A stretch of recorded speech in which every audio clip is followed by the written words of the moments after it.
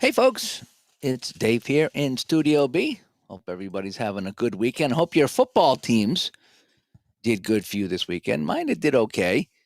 I think the Patriots almost blew it. They had the ball, on the 3 or 4 yard line, 5 yard line, and they tried to, instead of just running out the clock and running it, they try to pass and it's intercepted. And the other team goes down. It's like, you guys almost deserve to lose that game. It's the same thing I think that happened against Pittsburgh. Not the Pirates, but the Steelers. Well, I got some yuckies on my shirt here tonight. I just had dinner. It's all over me here. I was setting up a game of baseball here, and I'm just too tired.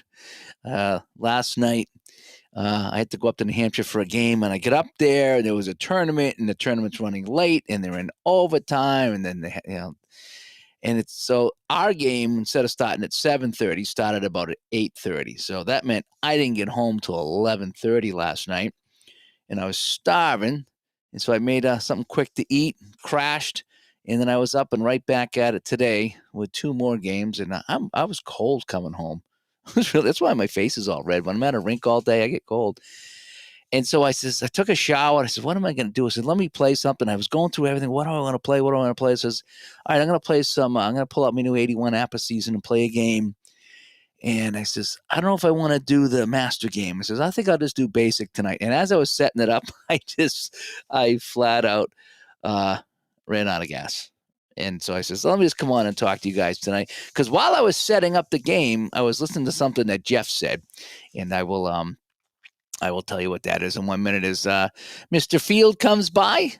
07, thanks for coming by. D13 comes by as well. And Barbara does too. And the Duffer Man, even from vacation this week in Minnesota. Go North Stars. Hello, Joe. Good to see you.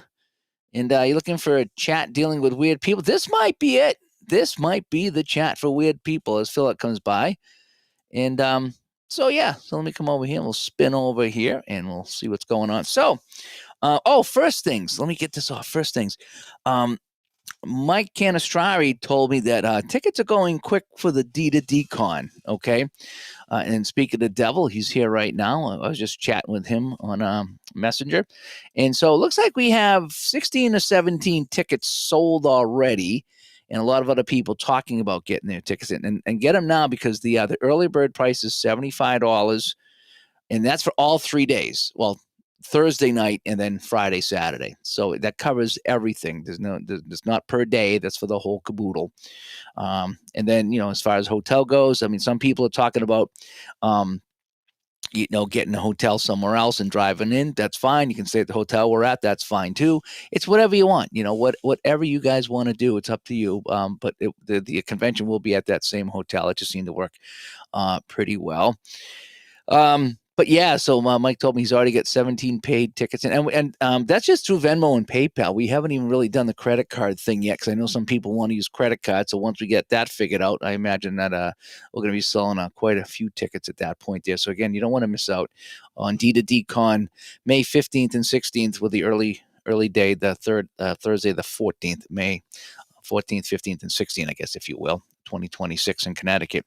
So what was Jeff saying that caused me to come on here and talk about this tonight? He was talking about the APBA Master game and the APBA Basic game. And this is about 9 months ago he made this video. And so he was saying how he didn't like some of the results he was getting in the APBA Basic game. He says it's kind of weird that this happened and kind of weird that happened. And he's kind of hoping the Master game would clear up some of those things. And in a way, he's kind of right. The basic game is kind of boiled down basic to kind of handle everything on that basic level. And the master game kind of tweaks and dials and fine tunes in some of the things there. Remember when you used to have the big rotary antenna, you used to spin it, and then sometimes there was a little one that moved it a little bit, that's kind of the thing there. Or a better example, when you change the channels on the TV, the old TV, and then you could spin the dial to kind of fine tune it on the TV, same kind of thing I think he was talking about. But anyway, he brought up a good point. What happens if something happens in your game that's weird, and it doesn't make a lot of sense? And we have actually talked about that on the show. I think we did a whole show, Ron and I did a while ago, about when it doesn't make sense. And that was spawned from something that happened on ID's channel. because ID was playing a football game and he got like penalty after penalty after penalty after penalty, and it was just completely unrealistic. And he's like, I don't know what to do. I don't know if I should continue with all these penalties or if I should just start ignoring them. And so it really come down to like what is realistic, and these games can only do so much. Okay, that they really there's no human factor in these things. So if you're playing, if you're a referee in a football game or a hockey game, at some point you stop calling penalties because you're like, man, I can't call everything. These games don't know that. You roll the dice or you get on the computer and it just kind of happens, right? And so we've talked about that before. Like, what do you do? But the first time that was spawned from ID's game that he had that I was watching, whatever football game it was, I think it might have been second season, I think. And so, but I was going back on what Jeff was saying, and Jeff was talking about, something, I'm getting weird results, so I think I'm going to try the master game. And so that got me thinking, what? I've had weird results myself, and you guys all have had weird results too. And some people get really annoyed at that. If they get a result that doesn't seem to be normal or fit what's going on, they get upset with it. And so I want to talk about that tonight and how you guys handle it. As Jeff Edwards comes by, hello, Mr. Jeff. And Mr. Gus comes by.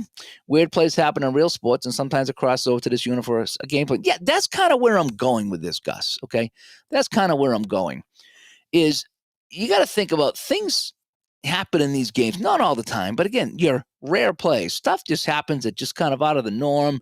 The ball bounces a certain way, the puck bounces a certain way, the refs completely miss something one way or another, and it just kind of maybe changes the complexion of the game, or just somebody does something that doesn't really happen. As Corey comes by, Mr. Corey Highfield, thanks for coming by tonight. And this happens to me a lot when I play, well, I don't want to say baseball, but I guess baseball and hockey a little bit. I've played some baseball games, and I had a guy hit 2 home runs in one game. It happens, I guess, right? But he hit 4 all season. So I'm sitting there. I'm trying not to get sour on it because I really like this game. But I'm like, if this guy hit 4 all season and he hits 2 in my game, which was in April because it was early in the season, oh boy, that's really gonna, I know I'd have to play the whole season to see if he got any more. But if it was that easy for him to get 2 home runs in one game, I'm thinking that's not a 4 home run card. Just my opinion. I don't know. And again, maybe it was the pitcher he was facing or whatever, but I'm like, man, that can't be a 4 home run card if he's got 2 in one game. And this is, April. It might be his, 3rd or 4th game. It is what it is. We'll go along with that. But I thought that was really, really kind of weird. And I've had games where someone has only got 2 or 3 goals in a season and they'll get a goal in my game. And it's like, well, what are the chances that they only had, this many goals in a season, and this one game out of all the games on the schedule I play, he gets that goal? What are the chances? Because you think that if he's got 3 goals in a season, listen, I don't know actually what the percentage would be, or even 100 games. Let's just round up to 100. So if you get 3 goals, so there's a 3% chance of him getting that goal, right? So at some point he would get in 100 games, he would get those 3 goals. So there's a 3% chance. So now it's going to be less, so maybe 2.5% chance of him scoring that goal in my game. I mean, there's a chance, Ron always said, 91's not 100. But I always thought it was just ways like, man, every time I play these games, I get a guy scoring a goal, like getting a home run that had single digit goals or home runs, and he's getting it done in my game. And that always just set me for a loop, but it's like, it's quite possible. Now, if I were to play the season and the guy would get 30 home runs, then I would have an issue with the game. I'm like, this guy can't go from 3 home runs to 30 home runs. Something is not right with that. But I've never followed that through. So when we talk about things that happen weird, and Jeff was talking about somebody getting caught stealing or whatever, that stuff happens. And you can create a scenario in your mind of that happening. As we go back to the chat real quick here. As Gus says, Action PC Football, I seen them have a holding call against me on a field goal attempt. I can't remember seeing that in real life. One time I lost the Super Bowl in one of those calls. It happens. When I play Action PC hockey, without doubt, the first or second shot on my team goes in. I am guaranteed to come out of the first few shifts of the game down 1-0.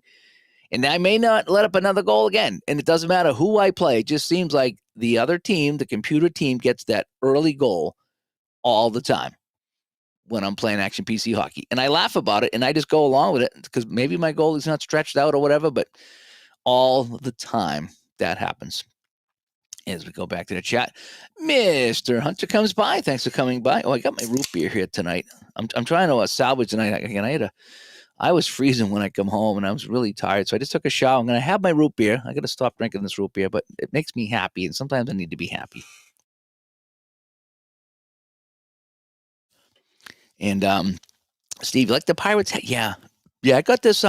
There's a baseball site that I go to. It's actually for equipment is what it is.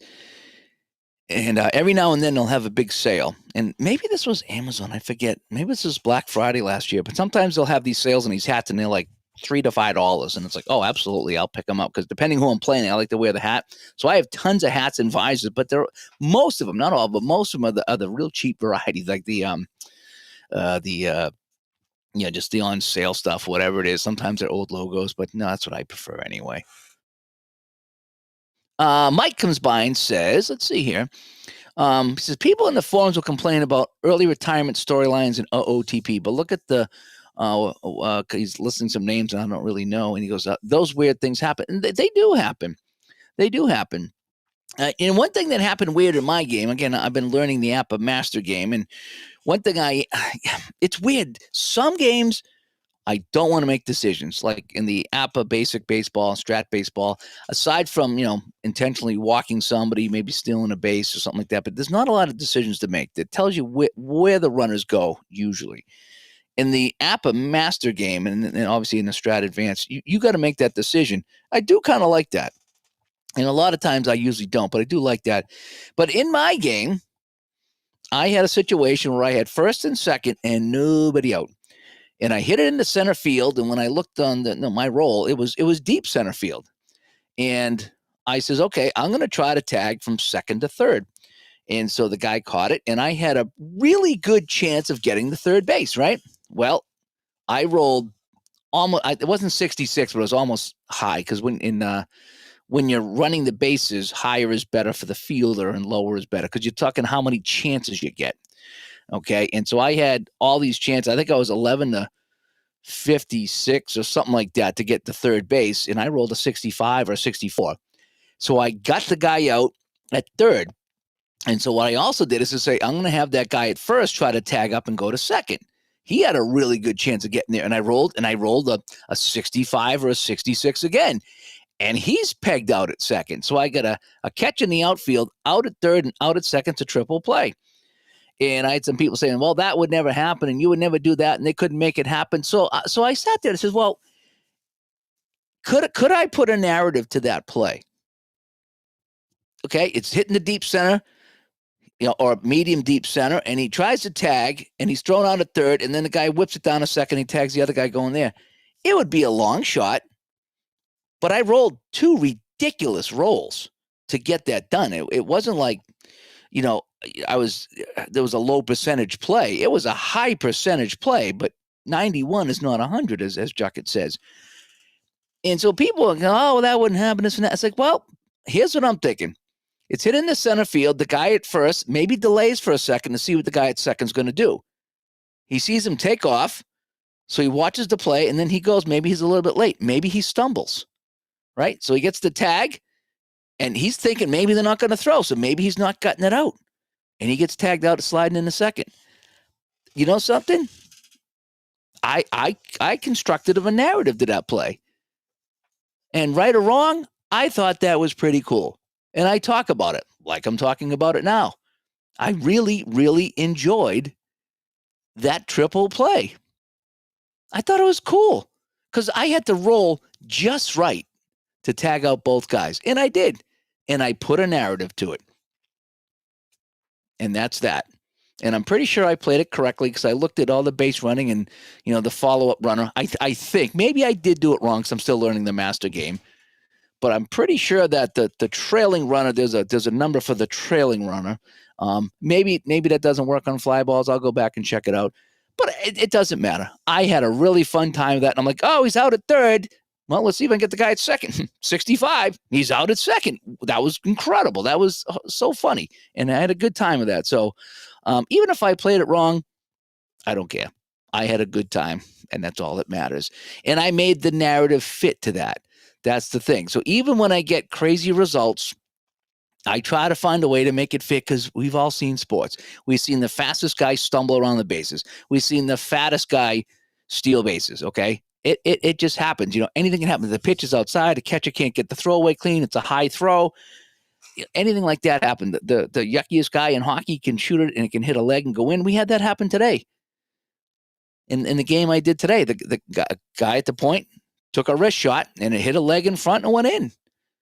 Nothing the goalie could do. Anybody can score in that play. That's why my one issue with hockey games is when the guy can't score. I don't like that because anybody out there that's in the NHL is that good for a reason. And even the most staunch defenseman still gets the puck and throws it on the net. And he still can get a bounce, a fluke to go in, even if he got one goal a year. So I don't like it when they don't allow any goals at all. Like some guys in APA have a 0 shooting range. Even Hockey Bones, you get the lowest dice roll possible, which I think is 1-2-1. I think it means you got to roll 4 ones on the 4 dice for him to get in range. But there's that slight possibility, and APA doesn't allow that, and I don't like that. I like everybody to have that small chance of scoring. That's just me. Now, I don't want him to get 30 or 40 goals, but I want that odd chance, and I like how Hockey Bones does that usually. Tim says, the only weird result I would ever change in a tabletop baseball game is if a 3'7" Eddie Ghetto, the 51 Browns, did anything except draw or walk. Yeah, exactly. Yeah, if he come up, well, he had a plastic bat anyway, right? So, I mean, I don't know what would happen if he tried to swing with that. That was kind of weird that the pitcher couldn't hit that strike zone, right? That was kind of weird. But again, that's what it was back then. An interesting play, and I think they've since they fixed that glitch, right, in baseball. I think they fixed that glitch. So, and Gus says, does weird only seem to happen in the Master Super Advanced full play games? I would probably say so, because basic is basic, and basic you're playing at a simple level, and it's not supposed to be too difficult, and it's not supposed to be too involved. So when you start opening it up to the advanced or the master or whatever you want to call it, more things can happen. That's when more errors can happen. The better guys can make errors. The worst guys can actually make a play because you get some extra rolls in there. You're looking at some different charts, so everything's kind of broken down a little. It's more fine tuned, is what it is. So yeah, I would say that the weirder stuff would probably happen in those games, just because that's how the game is designed. You got to pocket pennant run. I don't think you get anything really weird in that game. It's not supposed to, though. Pocket pennant run is supposed to be a fun, easy, laid back type of game that you play and just have a good time with it. And you're not going to get all those weird results. I don't even think they have rare plays in that. So again, I could be wrong, but I think that's what it is. As Mr. Jet comes by. And P-Jet says he's had more no-hitters and triple plays, 5 no-hitters, but never counted the triple plays because there were so few, maybe 3. I've had 2. One was an actual where I hit it to center field and it said triple play. Guy catches it, throws to second. They throw to first. They get the 2 guys. So one was an actual one. That was the other day in APA Master. And the other one was me running bases. And it's quite possible I played something wrong. But in my scenario, it played out, and in my head, I could see that happening. And Mr. Baseball Fan says he still has yet to have a no-hitter. You guys have yet to beat the Jets, too. Sorry. I can't believe that the Jets beat the Browns today. And they were talking about that all day, how bad that game was. I'm sorry. I was listening on the way home. That's what I do. So on the way home, I just listen to NFL radio. I enjoy that. I used to go for walks at like 3:45 my time. They're recapping all the games as they're coming to an end. That's when I used to walk the dog and listen to all the recaps. That was one of the things I really enjoyed about doing with my dog was my Sunday 3:45 walk, And Gus never had anybody hit for the cycle. I haven't either. Then again, I haven't played enough games probably for that to happen, And Mr. Field says, I've never had a cycle or a 4 home run game. I've had a couple of like I say, guys have had back-to-back home runs. I think Fisk hit 2 home runs in one game for me one time. And which is, I played a game too one time when, like I said, a guy had 2 home runs and he had 3 or 4 on the season. I'm like, what are the chances he hits that in my game? So now he's got to basically hit 1 or none the rest of the season to make sure that comes out, or at least comes out close. Again, we're playing games, we're rolling dice, we're looking at charts, so it's only going to get so close. But sometimes again, and the title of this is, what do you do with weird results? What if you get something like that? How do you handle it when somebody odd scores, or a bad team wins a game? And my Tampa Bay Buccaneers, $76, they've won a lot of games in some of the replays I've done, and sometimes I'm like, well, that would never happen, but maybe it could. I don't know. Right? Let's change the scene and go back to the chat room here.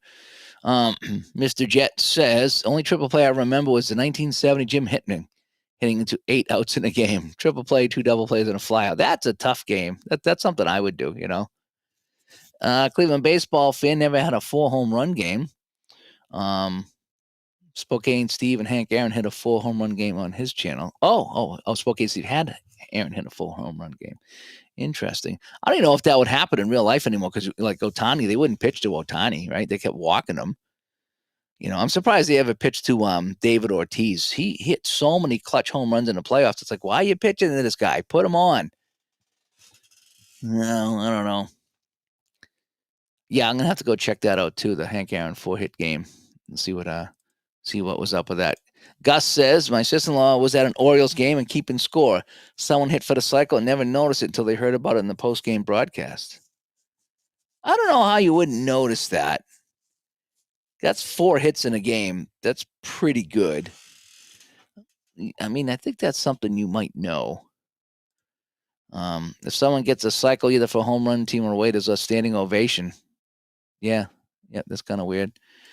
Gus says, is there really any difference between a rare play and a weird one? We had the other night, we were chatting and Clay came in the room and we were talking rare plays. And I don't know if that was a show or a chat we did. And Clay had a pretty good point. He says there's rare plays, which are like rare. Then there's unusual plays. And I like how he did that. And so the unusual plays are the ones that you don't want to put in the book of the charts. You don't want them coming up that much. But they're not rare either. They're rare enough. So I mean, the 2 levels, I guess, is what it was: the unusual and then the rare. And so you don't want the rares happening all the time, but the unusual stuff, stuff like that happens a little bit more frequently. I like the 2-tier rare play system, if you will. And that's what I kind of started designing when I did my Apple Hockey rare plays, is I have a 2-tier system, one with, a boatload of rare plays. And then if you roll 66, you go to the super rare plays. And that's when things like a once in a lifetime thing are going to happen. But at least you have the chance for that to happen. So I think the idea of having unusual plays and then rare plays works out nice.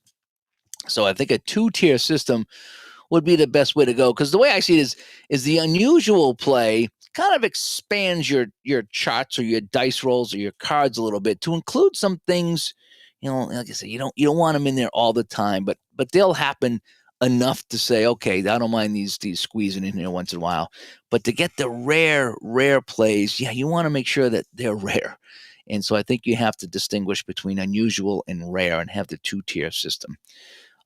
So I think that's what Clay was going for, and I kind of agree with that. In shootout, there are only 3 facts with a scoring chance for a player letter G. Oh, I did not know that. Bob Sirwa rated G, had a hat trick by drawing 3 G cards in the second period. What are the odds of that? Yeah, well, again, if there's only 3 cards and you're shuffling and coming up with them, it's a weird game. That's just an odd time. I mean, where you got someone that has an incredible game. It's a once in a lifetime game.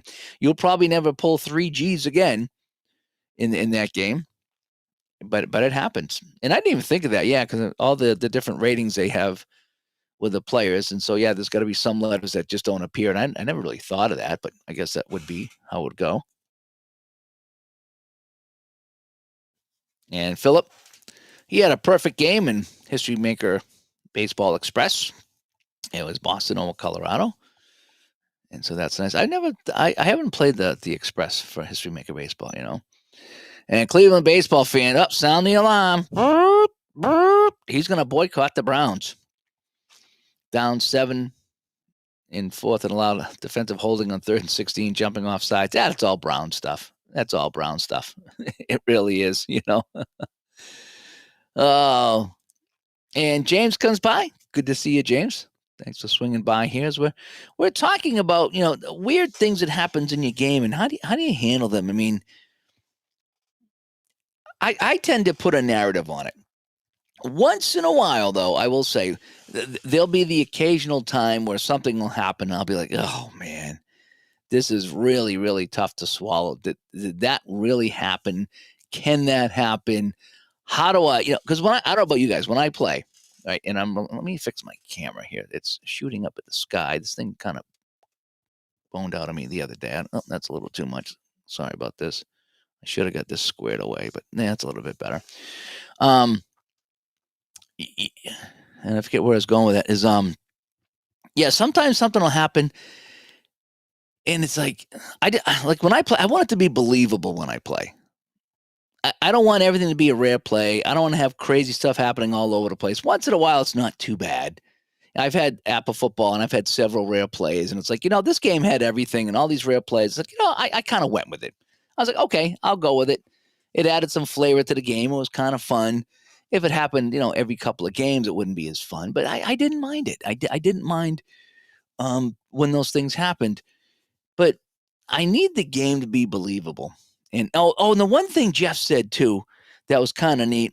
He says he doesn't like the games. He says he's watching people play Appa basic baseball, and I was like, fly to center, ground out to short, strike out. Next inning up, it's like fly to left, pop out to second, strike out. And he says that just is as fun as that can be. It's like this. It gets monotonous there, and so that's why he said he liked the Appa Master version, because some of those things might change depending on what you roll. Sometimes the fielder makes a play, sometimes he doesn't. There's a little bit more of a chance for something to happen either way. Not a big chance, but something. And there's things that aren't so automatic in the Appa Master game, and that's what he said he liked. I was like, yeah, something that makes a lot of sense. And I haven't played too much of the Strat Advanced. I never played Super Advanced anything, but I know going to Advanced Hockey from Basic Strat Hockey, it's similar enough, but it does add enough to the game that I enjoy it. And you don't get anything crazy with the Strat Hockey from what I remember. It was pretty straightforward. But sometimes, like I say, when you get the weird, like I say, it really for me is the weird stuff is somebody scoring too much or hitting too much, or maybe not hitting enough. Maybe you got a guy in your team that just can't hit the ball for beans. Let me open my window here. Sorry about that.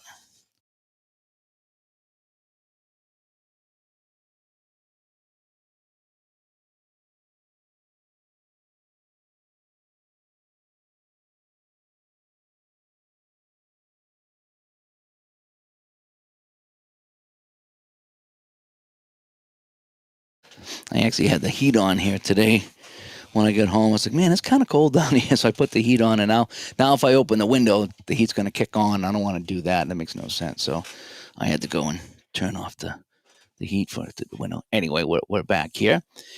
And Sean comes by. Sean, by the way, I like your idea. I took your idea, and I was going to unveil your idea tonight to my project here, but I just was too tired to do it tonight. So maybe at some point this week, although I got another busy week ahead of me, but at some point, I'm going to reveal your idea and what I did with your idea and how I'm going to handle it and what kind of fun I'm going to have with your idea.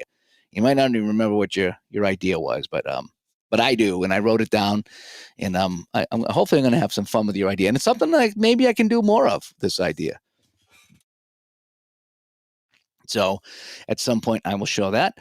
Some roads coming around here. And yeah, and sometimes you get that. You get the 61 Yankees not performing close to what they did in real life. I mean, like my 86 Red Sox, I've tried that a couple of times. And every time I start a project with the 86 Red Sox, or whether it's Clemens or what it is, they just get snookered. They are horrible.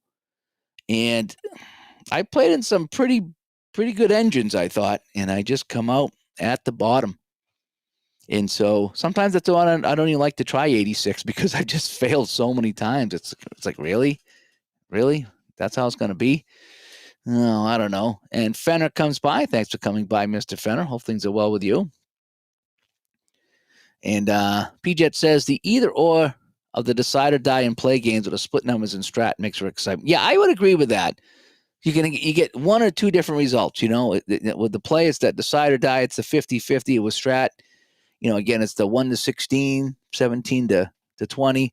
That does make it fun. And that's kind of what the APBA Master Baseball does, is when you hit that ground ball, you hit that fly ball, you roll to see if the field is going to be in, column 1, 2, or 3. And everybody can fall in, anybody can fall in any category. The better guys typically fall in the best category, but there's a small chance they're in the worst. And the same for the yucky fielders. The small chance they'll make the play, but the chances are they're not. But it's not going to be automatic, and I think that's where it works out well. So, yeah, the decide or die, the splits numbers, and even I guess there'd be kind of splits in APBA Baseball Master too. And I think that it takes a lot of the, it's like Jeff was saying, ground ball out, fly ball out. It takes that out of it. And I like that sometimes. And I almost played the basic game tonight, but I says, no, I really want to stick with the master because I'm really, really enjoying that. And Fenner's playing History Maker Golf and baseball right now. Yep. And speaking of golf, I want to take the History Maker Golf back out for a spin. I just have to relearn it. But let's just say you got a hole in one in that. And like every few times you play it, you got a hole in one.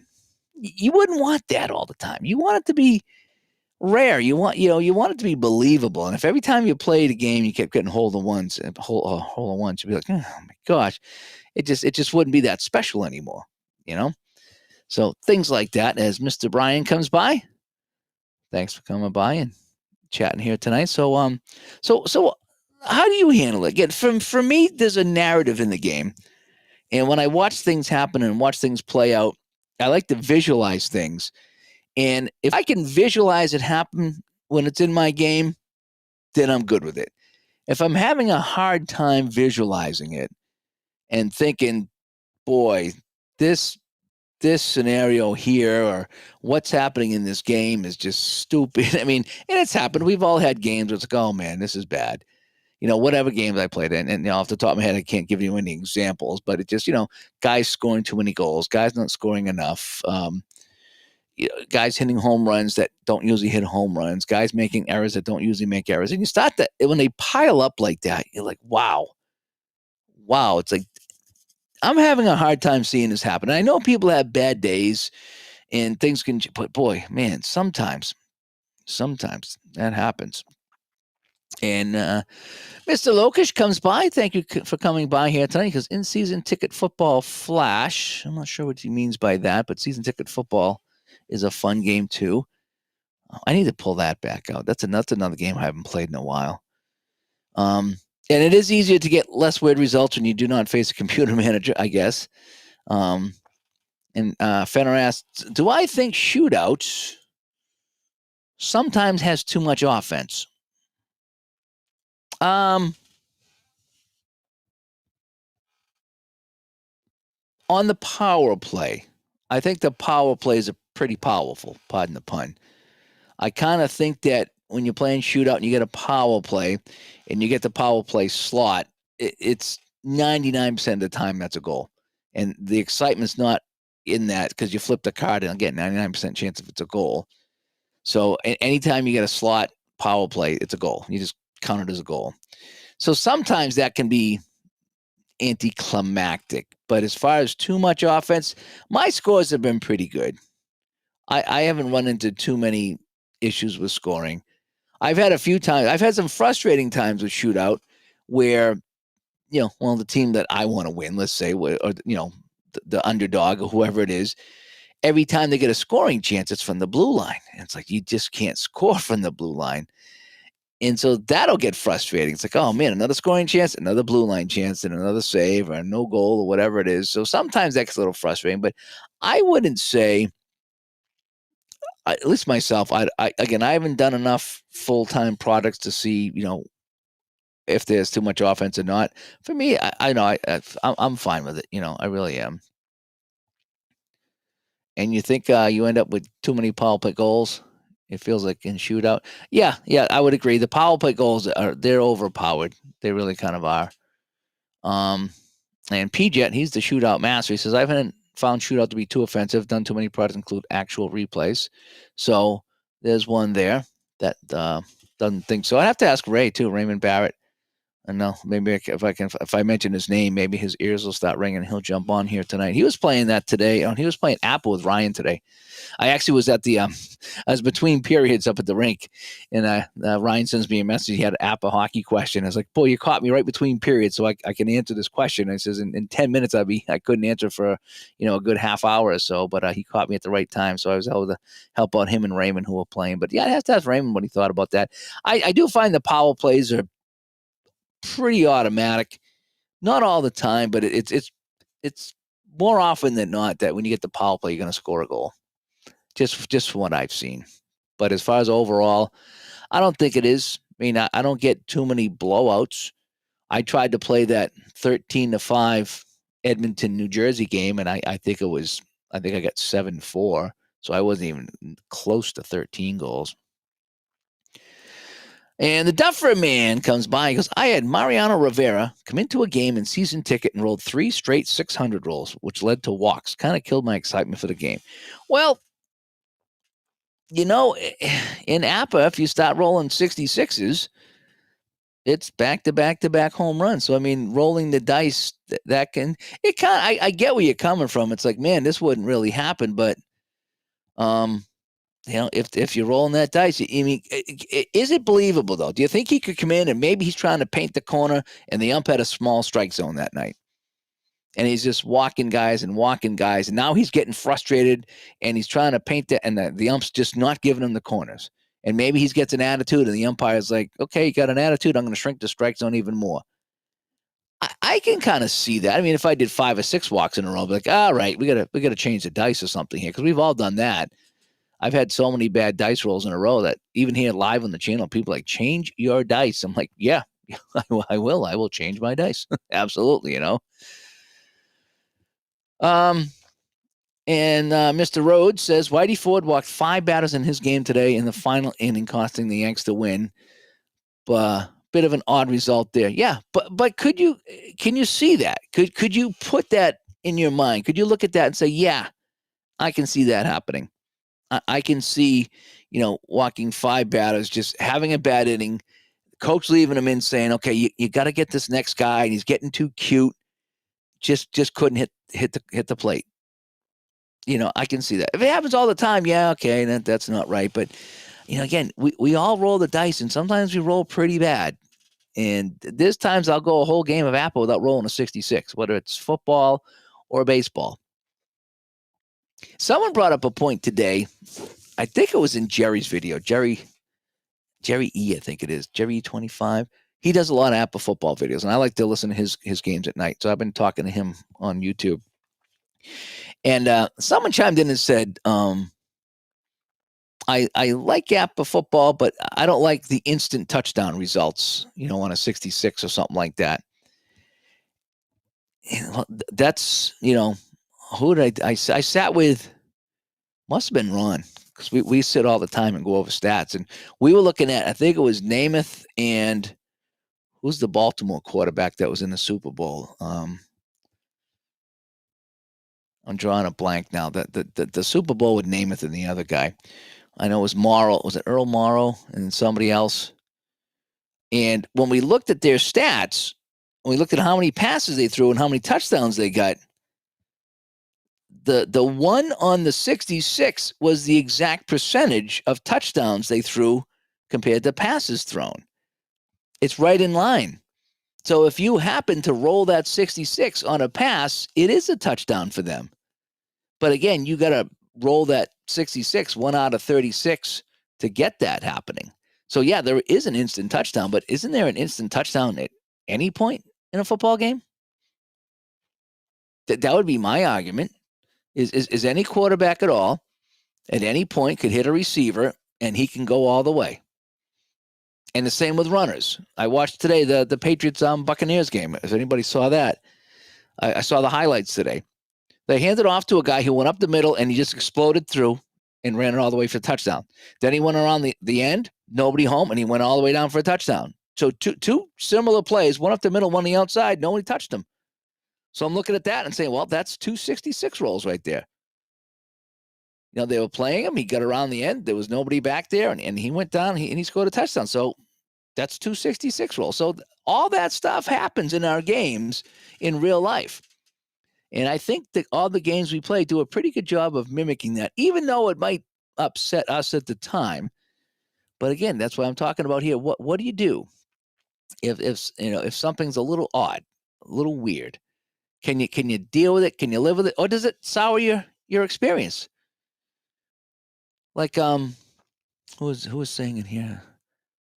I'm sorry, I'm going back trying to find out who said that, but it just kind of it wrecked his experience because of that. So but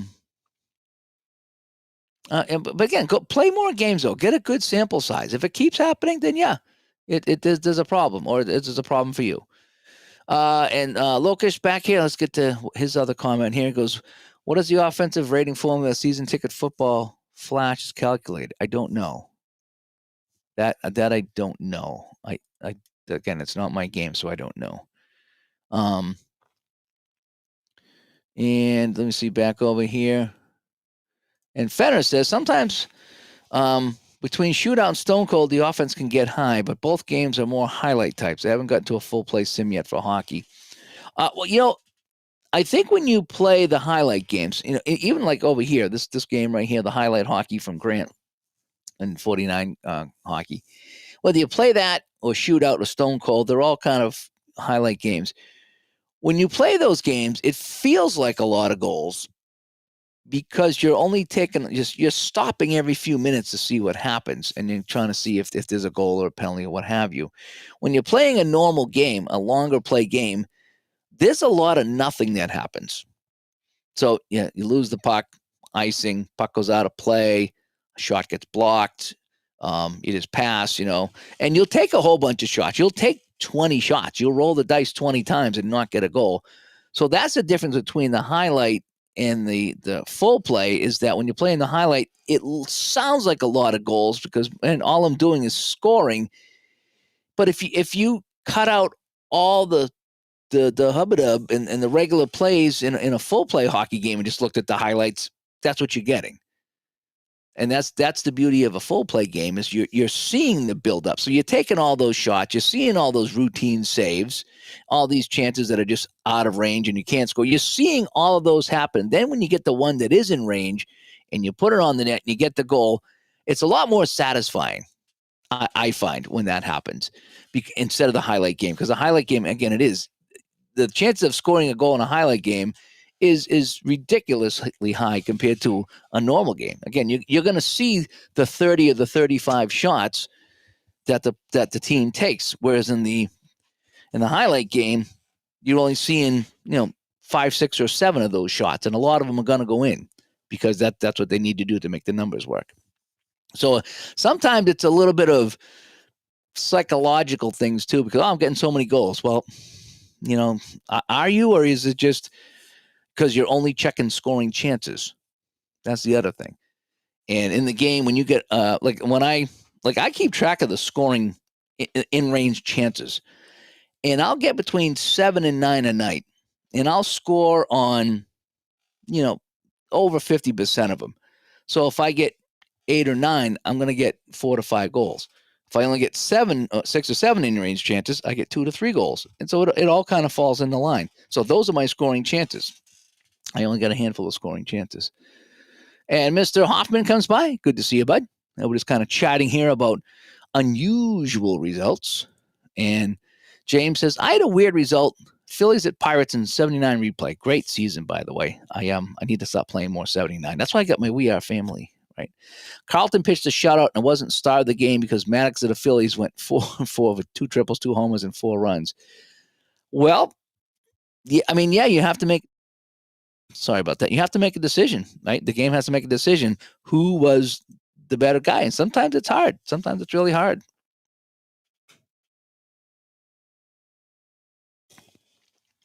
And James says that was a APBA Master Baseball game. Wow, I like that. I was going to play some Basic tonight, and I says, no, I really want to get the Master back on the table. I really do. I just enjoy it that much. I actually was sitting here tonight, and I was reading the Master football game. I was going through those rules again because I kind of play a little bit of Master. It's mostly Basic, but I do weave in a little bit of the Master, and there's a lot of it I don't. I read it again today. It's like, yeah, there's a lot of things in the Master I don't want to put in there because it's really better for face-to-face than it is by yourself. But there's a few things like going for the punt block is in there. Letting the punt roll is another thing that I like to use from time to time. The gadget plays or the trick plays, I need to start using more of those. I need to start using more quarterback bootlegs and ends around and things like that. So I need to kind of incorporate that into my game to make that fun. So I do like to add some of those plays in there as well, especially with the newer seasons. All stuff I don't do. It's too much for me. I don't need it. I do like the Basic. PJet said it's not too many power play goals. It's just the system allows for easily. Let me read that again. It's just the system allows for easy actual power play goals, but you have to be abstract and take into account multiple penalties that create the automatic kills to make the percentage work. Yeah, so you'll get 3 or 4 penalties sometimes on a single play, but you're only counting the one power play. All those other ones are killed off. And that is, again, we're talking about, can I make sense of that in my mind? Does that make sense? So when I'm playing shootout and I roll the dice and I get 3 or 4 penalties for this one particular team, okay, let's say 3 penalties, and I do that a couple times a period, that's 6 minutes. Let me see, 2, 4, 6, and 2, 4. So that's be 12 minutes in penalties in that period. That's a lot of penalties to kill off. And I used to kind of like, I don't know about that. I'm trying to, in my mind, it's something, how did they kill off all these penalties? It just doesn't seem like like when I look at who scored the goals and when, I don't know if I could fit in all these penalties on both teams to make that work. If I had to sit down and put a box score together and put all these penalties in, where would I put them? And sometimes I look at that and it's like, boy, I don't know. But I guess if you just kind of look at it as, when the game's over, these are all the penalties that happen, but you're only checking a couple of them, but all these other ones happen somewhere. And, inevitably there'll be times I'll go to the box scores and I'll see that the Flyers in the 70s picked up, 20 penalties or 18 penalties, and they're all woven in there somewhere. So it does happen. The games generally do a good job of that. But I will agree that sometimes we overthink things. But if it can make sense to me, then I'm okay with it. And Gus says, I'm using shootout for a season replay. I don't mind it being automatic at all for power plays. 67, 68 season, I'm more surprised by the number of penalties. Thought there would be more. Sometimes you get a ton of penalties in that game. Sometimes you don't get many at all. It all depends. And Tony says, his 76 replay, Denny Doyle hit 2 home runs in a game, and he had 0 in real life. He hit 16 in his 8-year career. Yeah, that's the stuff I'm talking about, Tony. Is how many times we come on here and rolled, and it's like, man, this guy didn't hit any home runs or didn't score any goals, and he's got 2. Or he hit 1 home run and he's got 2. Yeah, if it's believable and it makes sense, then I'll go with it, and I'll create a story for that, and I'll be happy with that. But again, if Denny and I get 76 right here, I'm playing the 76 Red Sox myself. I'm playing the whole season. I had Carlton Fisk hit a ton of home runs in April. I'm still in April, I think. Maybe May. I forget how many games I played. And he's on pace for a ton of home runs. So that's why I'm kind of playing that season out in payoff pitches. I want to see how the team does compared to real life and to see if I'm going to be too far off or I'm going to be in the ballpark, or is it believable? The team record what it's going to be, and the stats I get from the players. How close is it going to be to real life, and is that going to be believable for me? So that's where I am with that. And Tim says, for what it's worth, according to Google, Mariano never walked 3 consecutive batters in his MLB career. Yep. United, yeah, Johnny Unitas. Yeah, thanks for that. That was Unitas. Yeah. So when I looked at that, when I played that game, I should go back and watch that again. That was a pretty good game. I did that Super Bowl because I have the Super Bowl teams, and Unitas went down and scored, and then Namath got the ball with a minute and a half left, and he brought his team back and he scored. And I think Unitas, he threw like a 90-yard touchdown pass. I threw a short pass on my 10, and I rolled a 66. The guy caught it and scored, and that stuff happens. If it was happening a lot, I would not be cool with that. It'd be like if he did that 3 times in a game. But again, you'd have to roll 3 36s. So it's that 1 out of 36. So whatever that math is, if you have to roll, 1 out of 36 and you have to do that 3 times, that's pretty rare. That's pretty rare. And PJet says to Tony, I did the same with a 69 Bud Harrelson. 2 in the first week of the season, but none after that. Okay, that makes me feel a little bit better. That makes me feel a little bit better that that happened, because like I said, I got some anomalies myself, and you know me, I'll play the one game here, the one game there. I'll do the Dave's Classic Rewind just to kind of get cards on my table and enjoy the game. And I'm doing that now. I printed out a whole bunch of 81 opening day games. I can't let Jeff have all the fun with 81, so I'm going to play that between Payoff Pitch and Appa. I'll play some 81 games. I think I actually printed out a couple of the sheets. I went to Digi Dugout, which is awesome, by the way, and I printed out two of them so I could play one with Payoff Pitch and one with Appa. So it'd be kind of fun with that. But I'll get that in my one-off games, and I'll wonder, is he on pace for 30 home runs, or is this just a weird night? So I'm kind of glad that happened to you. So if I went back and maybe finished some of these games, that no one would be way out of line with their stuff, And what does Sean say over here? How about what As Play does to pennant races? It irks me sometimes seeing stupid lineups, but I continue doing my replays that way because it's just habit. Well, here's the thing about it. Somebody brought this up too the other day, and so they make these cards and they rate all the guys for the end of the season, but when you're in mid-season, you don't know how these guys are going to finish. And somebody brought that up, like, why would you bring in a D pitcher? Well, at the time, you don't know he was a D pitcher. Maybe toward the end of the season you might, but he's your guy, and you keep going to him, and so you're going to bring him in, and he's not the best guy. But yeah, if you start gaming the system, trying to make the playoffs, and you're like, okay, we're going to do this, we're not going to do that.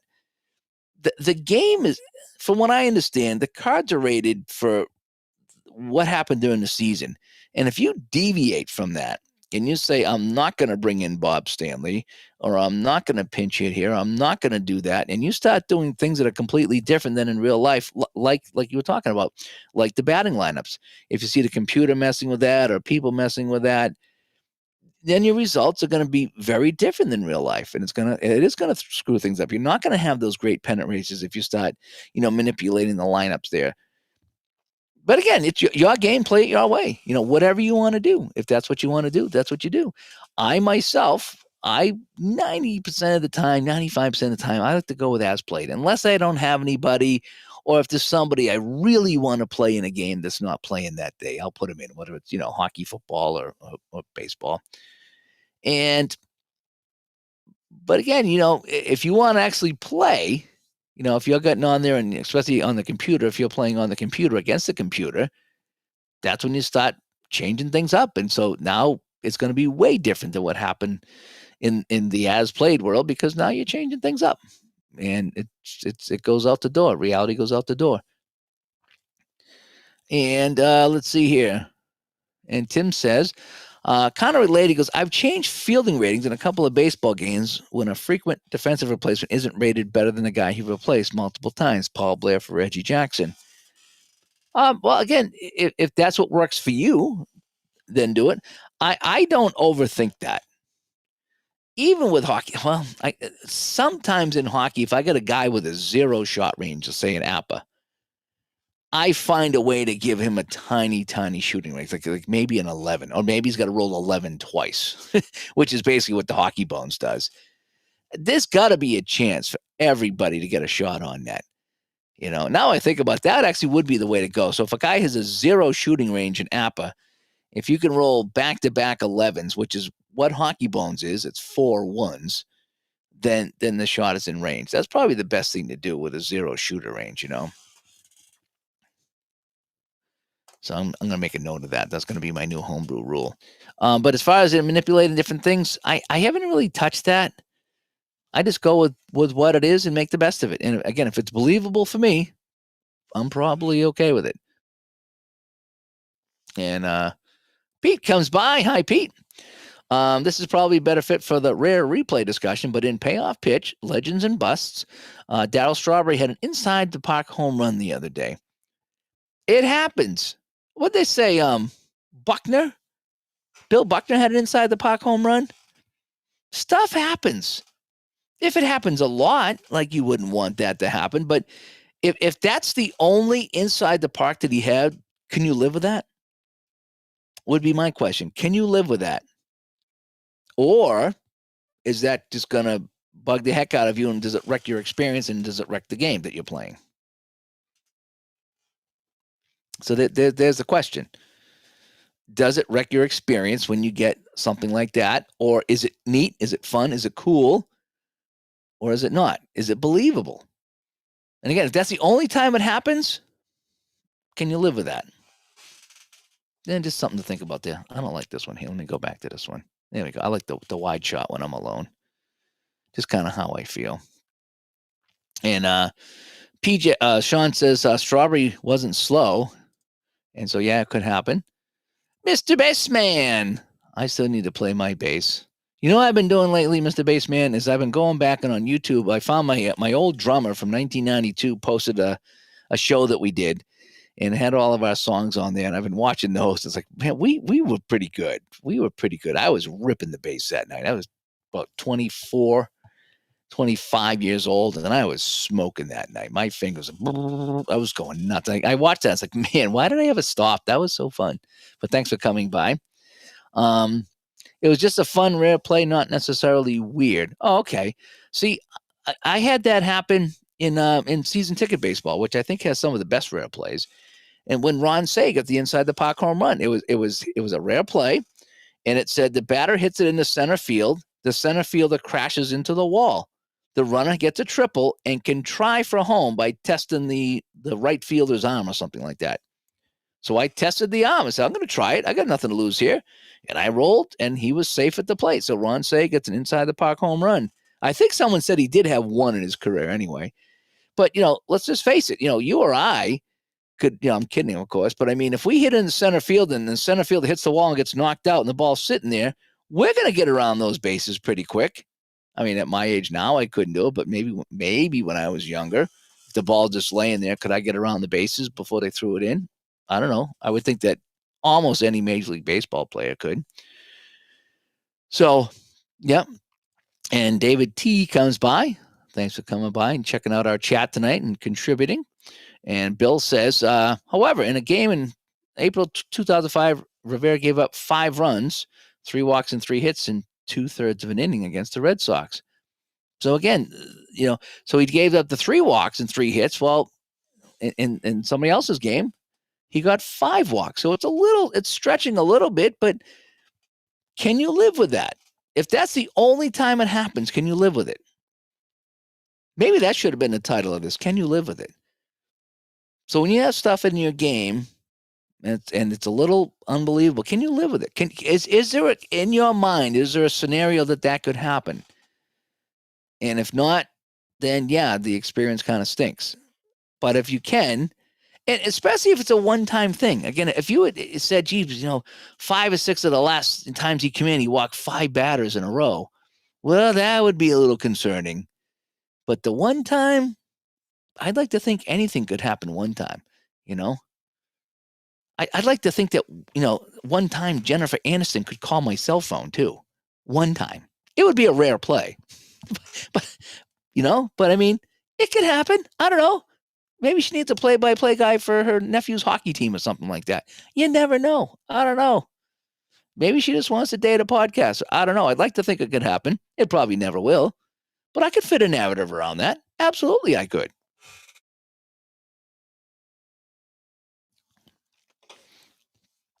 And back to PJ. It says lineups are fascinating viewed in retrospect. Yeah, see, that's the good word, the retrospect, because we can all look back now, 30 years later, and say, well, why'd they do this? Why'd they do that? But at the time, they didn't know the end result. They don't know what's going to happen if this guy goes in or that guy goes in or what the lineup's going to be that day. So we can go back and we can scrutinize all day long, things that happen in the past and change them on our table and grunt and groan about them. But at the time, you're right. The retrospect is the big thing. And David said he's got 4th Street Hockey on the table, learning how to play the board game. Blackhawks alluding to the Blue Jackets 2-0. That's one game I haven't tackled yet. If they're having a Black Friday sale, maybe I'll pick that up. Our Black Friday's been creeping in. I'm kind of concerned.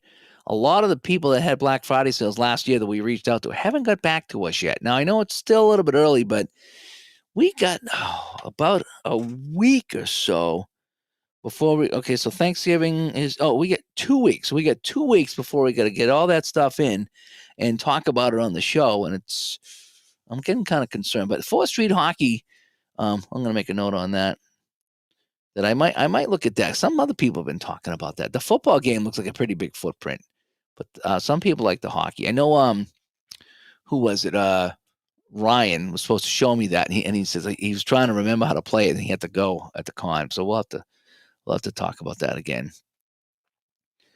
And Sean says a good point here. The games often don't account for good streaks that players have. Instead, people are stuck with the overall card with a bad player. That means you get bad all the time, and it can inflate the numbers. Yeah. Well, it's kind of like the whole playoff argument is what it is. You get a team that's in the playoffs that's a weak team, and they get hot and they go all the way, or they get to the finals. It's hard to recreate that, just like it is, every time I play 1970, the Bruins win the cup. They just do.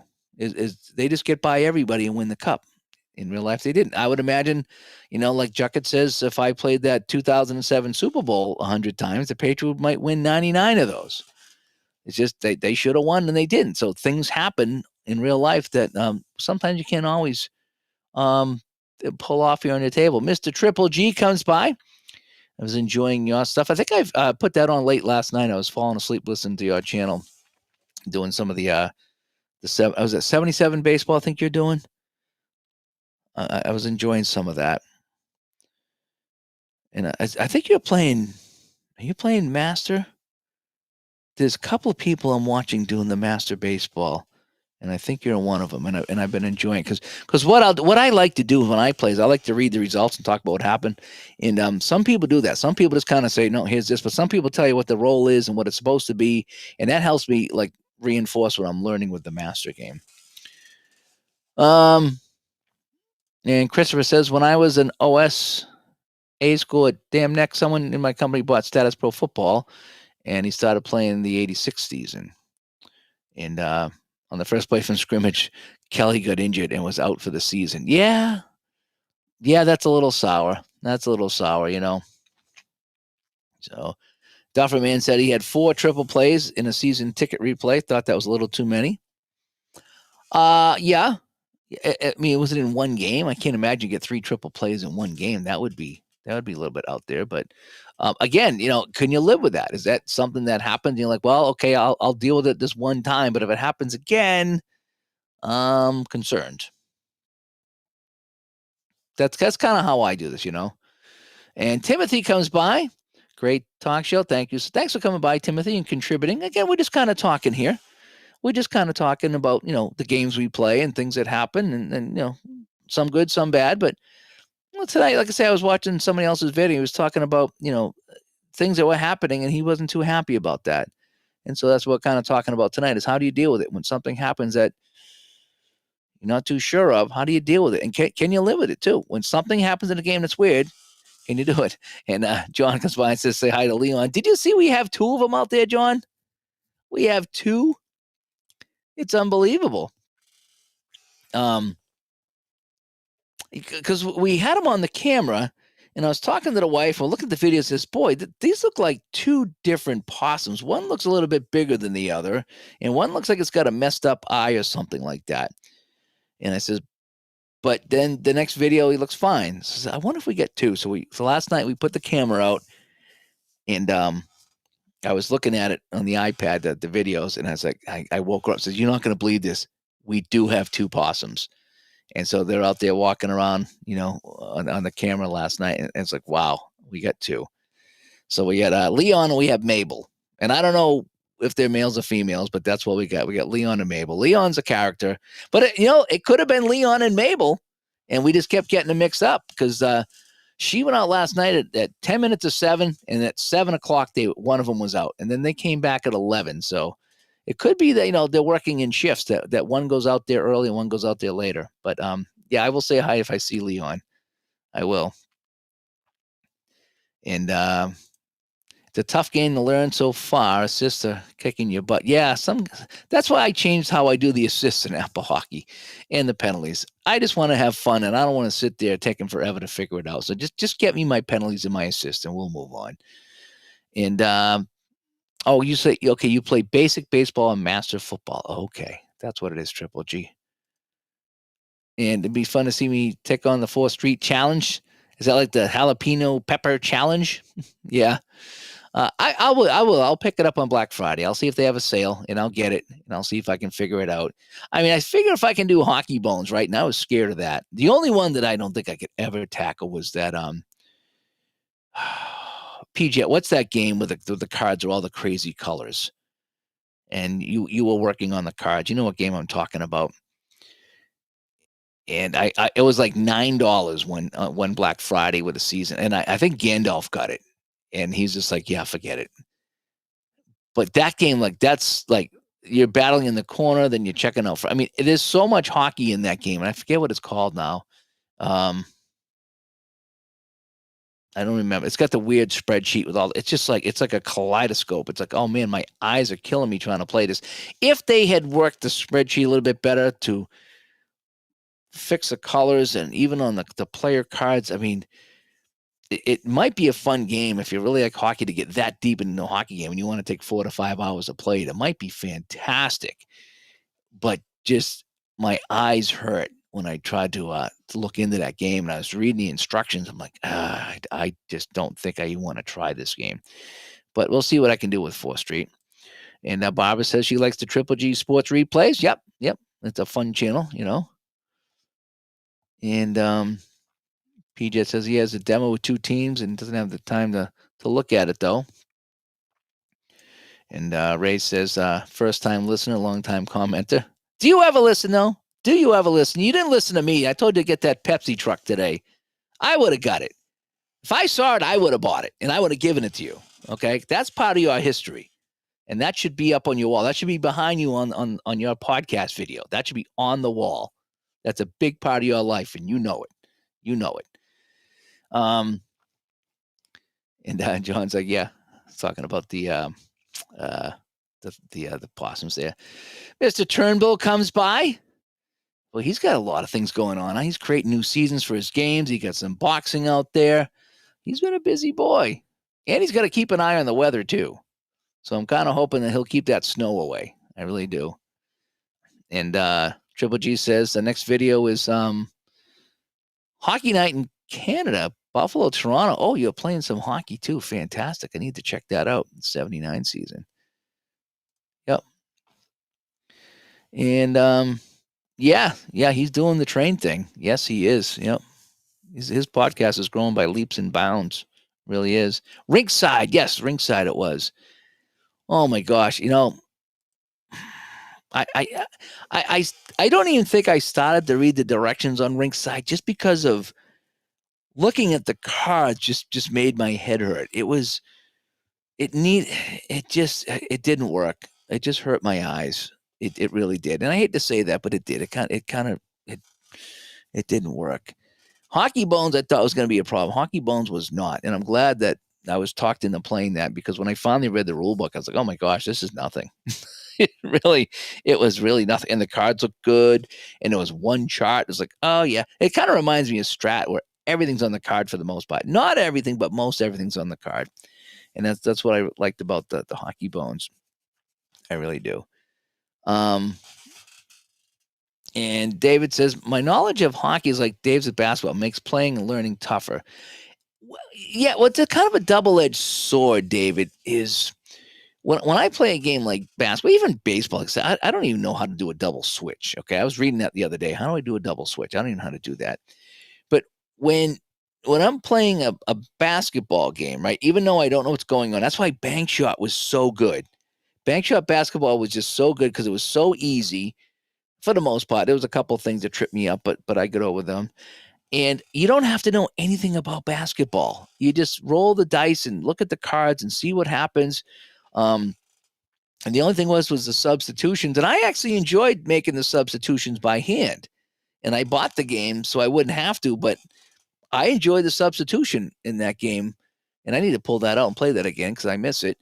So I enjoyed that. I really liked, a guy got in foul trouble, you pulled him out. And then if the guy went in and was kind of holding the fort down, you left him in. And that was kind of the fun of that game. So what I'm getting at is, if you can find a game, if you're not big on hockey, you can find an easy hockey game. So you don't need to know all the rules. It makes it fun. And the great thing about when I play basketball, because I don't know enough about it, now that does prevent me from playing some games because I don't know all the ins and outs of it. But because I don't know about it, I can enjoy it just for what it is, because I don't know a lot about it. Whereas hockey, I know, and when things happen, I tend to scrutinize it a lot more, if you know what I mean, because I'm so familiar with hockey. When stuff starts happening, I scrutinize it and I get a little down on things because I'm like, I don't know about that. But with basketball, it's right over my head. I'm so oblivious to anything that goes on in basketball. I just enjoy it. And to a lesser degree, baseball. I just play it and enjoy it. And where other guys would be, doing this and doing that, and this is how I would play this, and I'd take this pitcher and I'd have this guy over. I just play and enjoy it. And I don't have to get all that serious with it. My hockey, I get serious. And so sometimes it is not that enjoyable. So I will say that's kind of a double-edged sword there. So when there's icing, I don't know where the face-offs occur. Anytime there's icing, the team that iced the puck, the face-off is in their zone. So let's just say, New York has the puck and New York gets called for icing. The face-off is in the New York zone. It's in their defensive zone. So that's what happens on icings. Sometimes I don't know what game I forget what game you said you were playing, but any like sometimes it's a neutral zone face-off. It doesn't matter where the face-off is. It's not in either zone. So it's just in the middle of the ice somewhere. It kind of doesn't matter. There's 5 dots there, and it can be on any one of the 5. It's not really going to matter.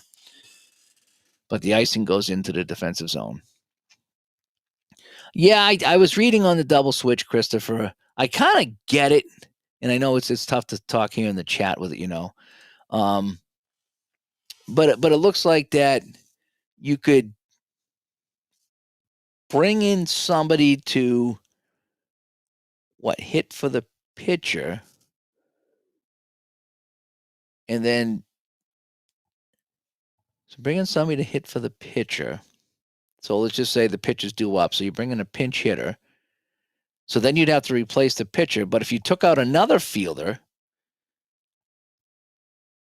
oh no, if the pitcher was coming up to bat, that's what it was. I forget now. I did read on it, and it did make sense. No, what it was, when you're bringing a new pitcher in, if you take out somebody else, that's what it is. If you're bringing in a pitcher, say the pitcher's due up, next inning, like in the first couple of batters, if you take the pitcher out, you can put him into a different spot in the batting lineup as long as you take someone out of the game. I think that's what it was. So your pitcher could go in and hit 5th, let's say, and then the guy coming in to replace the fielder would go into the 9th slot. Yes, so that's what it is. Yeah, I think that's what it was. And I don't think I've ever done that, really. I just keep the pitcher in the 9th spot. Again, I play my baseball nice and simple. I don't overthink it because I don't know how to overthink it. I just play it and enjoy it. So I think it's something like that. because I was reading on it today, and Jack had explained it to me 10 times, and every time I just forget because I just don't use it. I just don't use it, but I have fun with it. So I was setting up this game here with my new 81 cards here, and so I have this is going to be my pitcher in this game is Fernando Valenzuela. So he's going to be pitching for the Dodgers on opening day, and he's going to be going against this guy here, Joe Niekro. So I have Houston and LA. That's the game I was going to play tonight, and I was going to play it basic, but I said, you know something?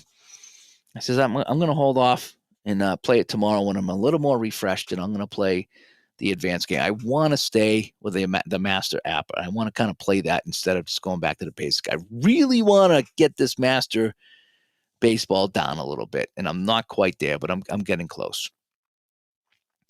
And if not, whatever I'm doing, it's fun. Even if I'm playing it wrong, I'm having fun. Okay, that's all I got to say. So the pitcher can go into the lineup spot of a player the pinch hitter replaces. Okay.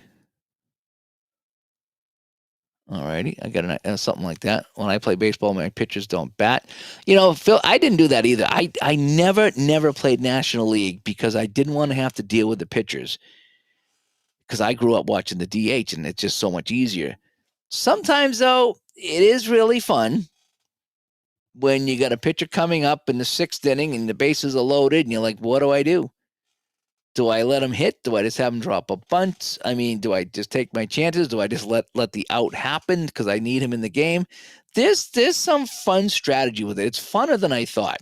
I still default to American League all the time because of the DH. It's just so much easier. It really is. But I've been trying to play more National League, and you know, you tend to go to the box scores. You do find teams using 3 and 4 or 5 pitchers in the National League where they use 1 or 2 in the American League because they don't have to worry about hitting. But it is kind of interesting when it's like, yeah, geez, I got the pitcher coming up. What do I do? Do I just take the out? Do I take the L and keep him in the game? Or do I get rid of my best pitcher so I can get someone up that tries to hit? And then you bring in a pinch hitter and he strikes out. You're like, oh, that worked out well. But that's half the fun. It's like, did my decision work or not? And this time it didn't, you know. David says the quality for goalies in 4th Street is unique. Shots can drift from in range to hit the crossbar or post. It's pretty cool. Okay. Was that the game that the goalie has like a grid? And so depending on where you shoot, there's a better chance of scoring. I mean, that's some insane level of detail. I don't know. And yeah, sometimes I just go straight DH. And people look at that and it's like, well, that's not really realistic. It's like, well, you know, just I just want to have fun with it.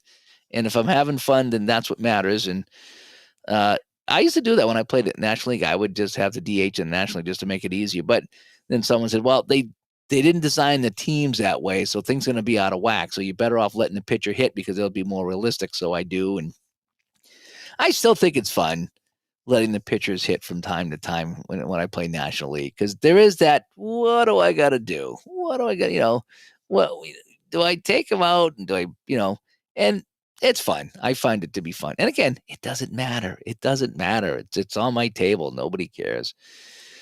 Tim also says, don't feel bad about the double switch. When I was a teen, I knew so little about hockey. I didn't understand the players only spend about a minute or so on the ice before coming out. Yep. Yeah. Well, again, if you don't know, you don't like, I don't know anything about basketball. I really wanted to play inside the paint because I like inside the crease PC game. And I like inside blitz PC game, which I need to play more of those. Those are fun. And I have the basketball game and it looks fun, but you really need to know a little bit about basketball as far as who's lined up against who and who gets this and who gets that. And I don't. And so I get lost in that game. So I try to play the basketball game. Maybe if I went back and learned it again, it might be a little bit easier, but I had a hard time with it. And they don't do the substitutions. You got to do your own substitutions, which maybe since playing bank shot basketball, I'd be a little bit better at. Maybe. So maybe that's something to look at. Let me go back to this one here. And only 8 positions. Yep. And a DH. Yep. And your first game was TT Hockey from Nagamco and used to sub hockey like basketball when they get in foul trouble. yeah, I know, right? And And Barbara says, when I'm done my Met season, I'm going to not have my pitches not bad as well. So you're going to use a DH? Oh, just play some American League teams. That's the other thing. Then that way there, it's all kind of built in. But again, it's your way. If you wanted to, I think Barbara's playing 1986. If you wanted to, you could put in the DH in for both teams. If that makes it more fun for you, then great. But again, if you start changing things, then you can't complain about the game being wrong. And we've had developers on, and I've talked to them that said, yep, here's the thing.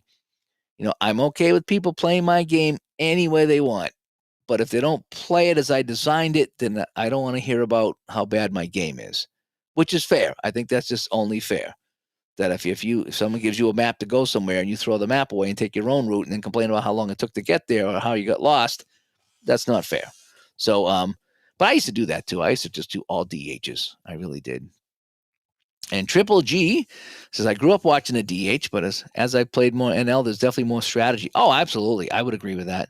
There's some way more strategy as far as that goes. And okay, it is 4th Street. They have the grid. So yeah, so that's the game I'm thinking of. Now I'm kind of scared about playing that because I have looked at it several times.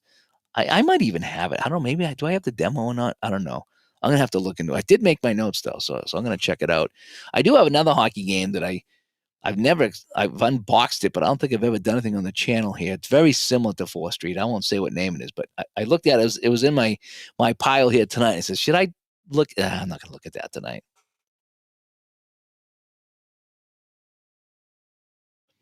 So I wonder if Leon's out there right now. It's raining outside. So I don't know if Leon or Mabel are out there, but Leon's a big boy, or Mabel. One of the two is a big, big fat possum. And the thing is, our dog passed away, 9 months ago, almost 9 months ago. So our backyard has been taken over by squirrels, rabbits, possums, and chipmunks because there's no action out there. He used to go and chase them all away. We let him out in the yard, and he'd be like raring to go. He knew something was out there, so we turn on the light. We see rabbits everywhere, and we give the rabbits like a 5-second count, and we start going, rabbits, get out of here. And they'd look up, and then we let him out, and he would scatter the rabbits. So they would stay out of the yard for the most part because he would clear them away. But now there's nothing out there, and it's been taken over, sadly. And Christopher says, when a player makes the last out of an inning and you bring in a defensive replacement and a relief pitcher, then the defensive replacement takes the pitcher's spot in the batting order. Okay. So that's another way of doing it. So maybe I'm doing it wrong.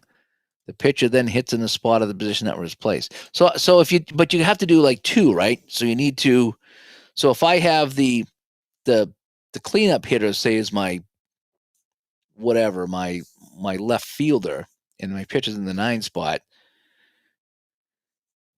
then there's a way of putting the pitcher into the cleanup spot, right? If the pitcher's due up to hit, then I want to take him out. Right, I think that's when the switch would come in. So the relief pitcher would be in the 4 slot, and the left fielder would be in the 9 slot. In my example, I think that's how that goes, something like that. I don't know. I haven't done it yet. Maybe I will. Maybe I won't.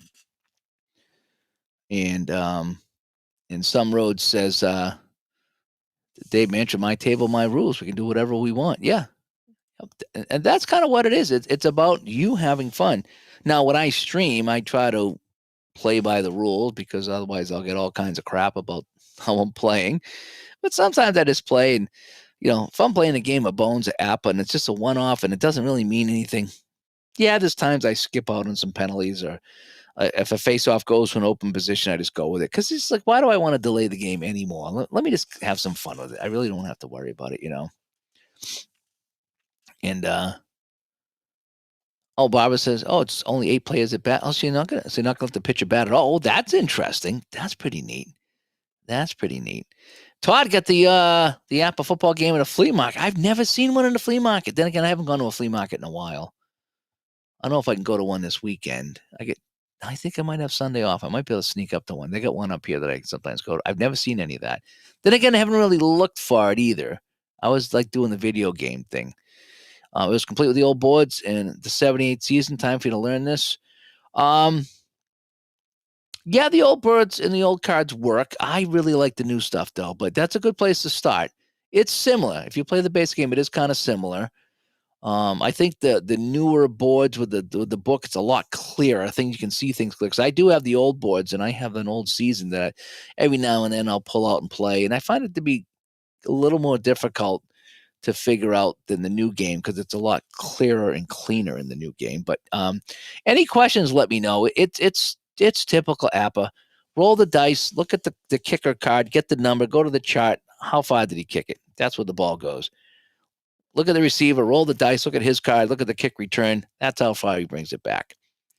Then you say, I'm going to run it to, whatever, Tony Dorsett. Roll the dice. You get the hard part is figuring out the defense, what the defense is, because you have the A, B, and C, which is called the index. Most of the time, it's going to be B. Okay, unless I use the defensive cards, and so sometimes it goes up and down. But most of the time, like on runs, it's going to be a B. And then you got to figure out: are they playing ground? Are they playing standard? Are they playing deep? So G, S, or D. And when you go to the chart, it says what it is. And so that's what the run's going to be. It's either going to be a gain or a loss, and it's that simple. And I've got it down. Once I'm set up, I can roll a game pretty quick. I start calling my plays. I go to my chart. And I know where it is, and I can fly through a game. I'm really enjoying it. Really enjoying it. And Christopher says, so again, I'm hoping you enjoy it there, Todd. During a game I was playing, I once moved the player around to 4 different defensive positions when making pitching changes based on where they were in the lineup at the time. That's great, And yeah, you can't tweak the game and then say it's not close to real life. Yep. That's the thing. Yep.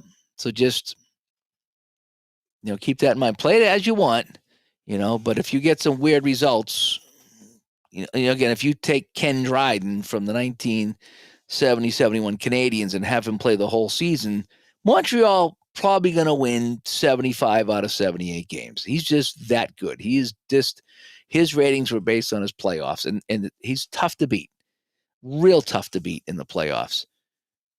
But you don't want to put him in the regular season because that would just throw things off. It might be a fun project if you think about it, putting Dryden in, giving him the whole season with those playoff ratings.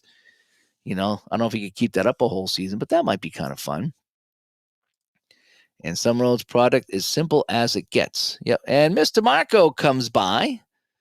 How you doing, bud? Hope things are going well with you. You got a lot of changes in your life, but a lot of positive changes, so that's good to see. Yep. Good to see Marco over here. And there you go. APBA Basics, 6 innings, 20 game seasons. Yep. I thought about that too. I thought about just doing like 6 inning games and not even changing the pitcher and just having some fun with it, just to get guys on the table. And I thought about the same with football. It's kind of shrinking down the length of my football games, but sometimes you as you're saving time, but as you know, it's sometimes the football thing is like, if you cut the game down, now you got a less of a clock and you're playing very differently than you would if you had the full game. But again, if it's fun and you can get through the games a little quicker, just, if you're playing 6 innings, then you're not going to get nearly the amount of hits. So, and no subs. See, lots of teams on the cable quick. That's really good. Yeah, really good. Is doing it that way. And I was going to do that with those cards behind me over here. These the Chris White decade set. That's what I was going to do. Just put in my 9 guys and play the game 6 innings and have some fun with it, just to get some guys on the table. And I actually pulled those out tonight, and I was going through it. And I was like, I just don't know if I want to get into anything that heavy, even with basic mode tonight, because I really was tired when I come home. I took a shower and I got enough energy to do a chat, but I didn't want to have to do any thinking on a game. Did you miss the Art Bell type chat? No. Here's what I was thinking, and I'll throw this out and let you guys know what I think. Every now and then I stumble on weird videos on YouTube or Facebook, right? And I just think they're kind of neat. And I was looking at that the play game, the first contact game, right? And I was like thinking about getting it. And then I was just like, what would happen if we actually had a first contact? Like, what would you do? I mean, I don't know. I just kind of thought, because like I said, Art Bell used to talk about that stuff. He just, about aliens and stuff like that. And not that I want to turn this into an Art Bell show, but I just thought it'd be fun, something like a one-off or something, and just Just, get people to talk about something completely different than the tabletop stuff, and just talk about that. Just like, what if, we actually had a first contact. The UFO hovered over, the White House, or hovered over Moscow, and there was no doubt what it was. And maybe a little green man walked off, and maybe he didn't, but it just, and they're talking about that thing in space that's heading towards Earth, and they don't know if it's a meteor or a spaceship. What if it turns out it's a spaceship? You know, do we want to know if something's out there, or do we want to be alone? I mean, it's just kind of weird. I don't know. That's what it was going to be, though. I still don't know if I'm going to do it. That should have been a Halloween thing. That's what I should have done, is on Halloween done that. That would have been fun. But it's just going to be something like that. It's just going to be something totally off the wall about that, or Bigfoot, like In Search Of. I was talking like, remember In Search Of, do you think Bigfoot exists? Things like that. It's just going to be something kind of silly and really light. I don't know. Maybe it'll be a late night thing. I do. Or maybe it'll be next Halloween. Dufferman says there are no shootouts in hockey games. Games are tied. Yes, a lot of times I play. No shootouts. I might play in overtime, but no shootouts. Baseball always has a ghost runner. He doesn't want a marathon game in the regular season. Yeah, I can see that. You just want to get the games done. And sometimes if I'm playing by myself and I'm not online, and I have baseball and I'm tied after 10, that's it. I'm done. I don't need a winner here. I'm just playing for fun. And I know when I'm streaming, people want an end. They want to know who won the game, so it's important when I'm streaming. But if I'm not, we're done here. We are done. Um, yeah, I gave you that idea from that DDD episode. Yeah, I mean that's what I was gonna do. Like I say, a quicker game, get more games in, and just enjoy it, and just realize the stats are gonna be different. Because you're playing different. Um, And let's see. Some Roads also says my idea is once I get a few seeds in, it'll be interesting to see how each team efforts in their 20 game compared to one another. Yep. Well, sometimes it takes teams a little bit longer to get their streaks going, and sometimes you can get it done. I always what I wanted to do is I wanted to do a hockey project, whereas I did the playoffs 1-16. Just take the playoff teams and 1-16, and maybe start with the first year that they got rid of that, because I did like the 1-16 playoffs. That was just so good. You had different crazy matchups, and I really like that. So that's something I was thinking about doing. Or maybe I do that with football.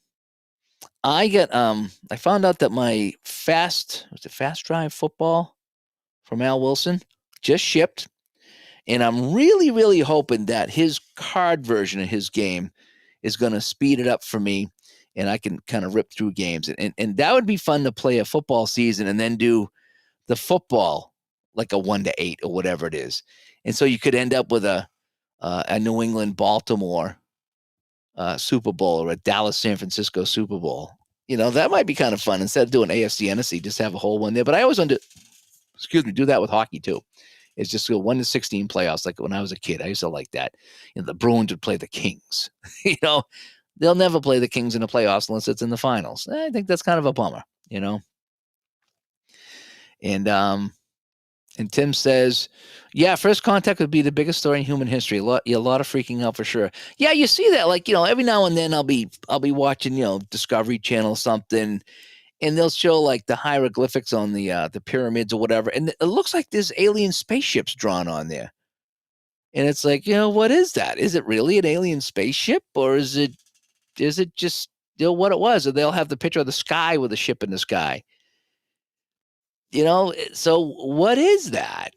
And then they're like, the aliens built the pyramids. Did they, or did humans build it? I mean, we don't have any record of it, really. It's just stupid things I was thinking about, the lizard people. I love those videos. The lizard people. That's too funny. That's fun. Yeah. Miss Apachata. Oh, I got to go back. You did an unboxing video. But I've been at the rink so much that I haven't had a chance to go check it out. So I'm making a note right here. I'm gonna watch that tonight before I go to bed. Apachata unboxing video. I saw that you were live, but I couldn't get there. Mr. AP coming by. Thanks for coming by, Mr. AP. Hopefully things are good with you.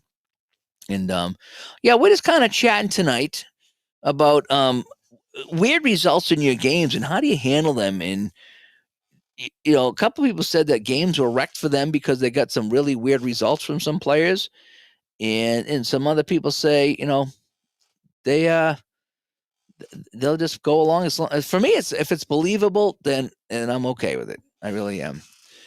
And I did not know that Bill Lambert was a sleeve stack. That's great. Maybe that's why they couldn't hit anything. Fast Score Games is having a sale for Veterans Day. What is Fast Score Games? AP, tell me about Fast Score Games. I don't know where Fast Score Games is. And that's coming up on what, Tuesday, right? And Mr. Rob comes by. Thanks for coming by. We're just kind of chatting here, having a good time. And so Apachata says he's dropping by to say hello. He has 4 premieres starting at 7:30 based on some AI-generated APA brochures. Oh, I think I saw one of those. That actually wasn't bad. That wasn't bad. Yeah, when you put I saw one of those.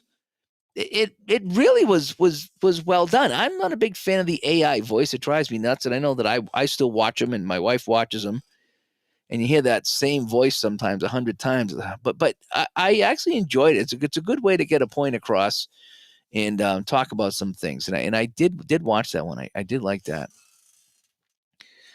Christopher says in 81, the 1-60 NHL playoffs, the Penguins played the Blues in the first round, and they lost. And then the Rangers faced the Blues. Yeah, see, you get some really good matchups when you go 1-16. You get the best against the worst, and that whittles down and to a point where you're supposed to end up with the 2 best guys in the finals, whatever sport it is. And I always like that.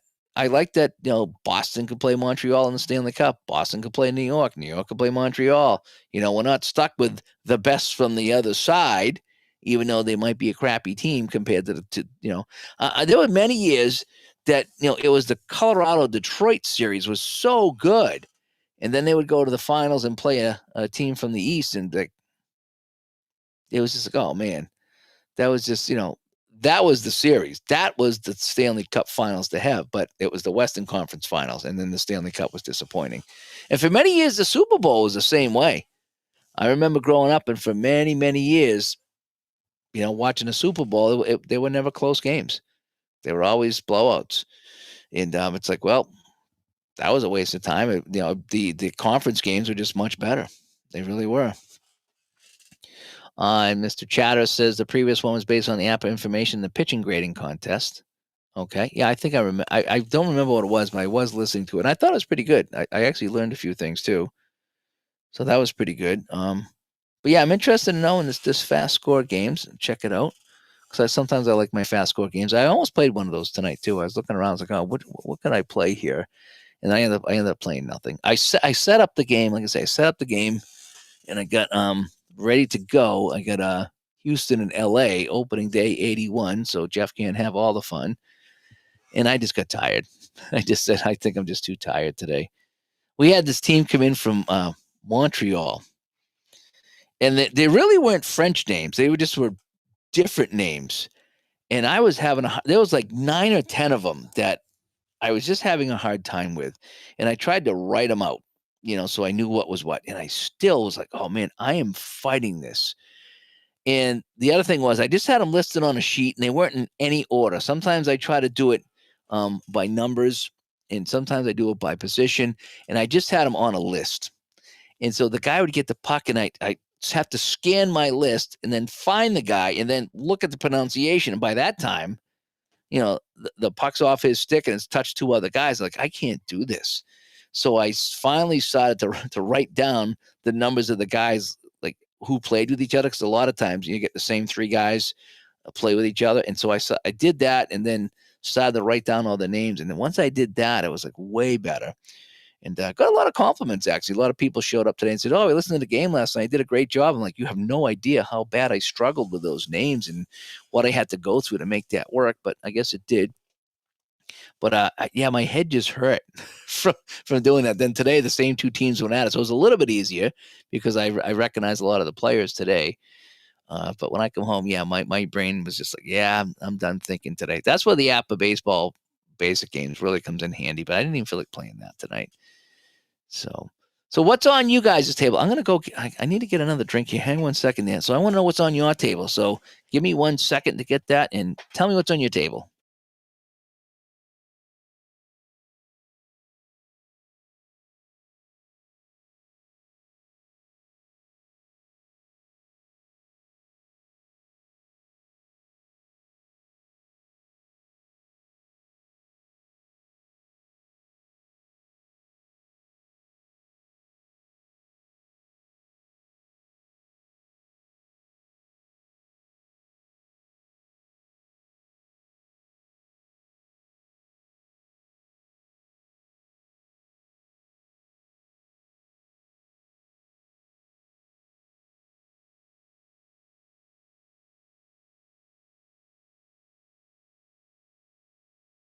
Yeah, no, I'm almost out of my root beer, so I got myself some orange cream bubbly. I don't want to have 2 root beers. But I'm hoping that the fast drive football comes in. I want to get that going. I'm hoping that's the game that I think it's going to be. That would be so nice if it was, and I could fly through those games and still feel like I'm playing a game. So kind of have like a something a little quicker than game winning drive would be so nice. It really would. Yeah, not a sarsaparilla. I think I had a sarsaparilla once. Even as a kid, I didn't like it. It's like no thanks. AP is playing in the crease on the PC. 73-74 Canadians. Yes, I do like that game as well. Big fan of that. On David's table is 4th Street Hockey, as we talked about.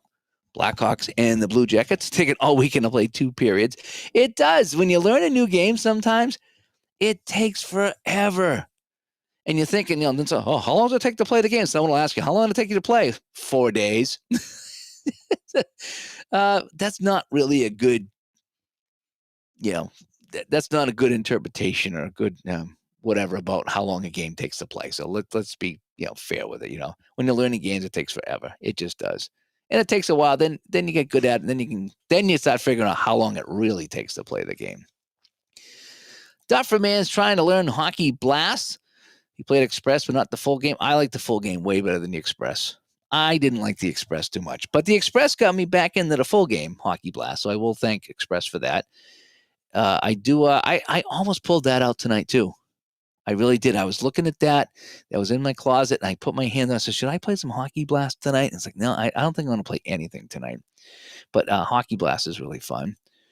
And second season for Chris, finishing up the 4th quarter of the 21 Carolina versus Eagles game. Play action football. I haven't tried that yet, Arnold. I haven't tried that. That's one I want to look at myself. Mr. Chatter has got some APA Basic going, 98. The original cards. Interesting. It's got a double elimination tournament going on.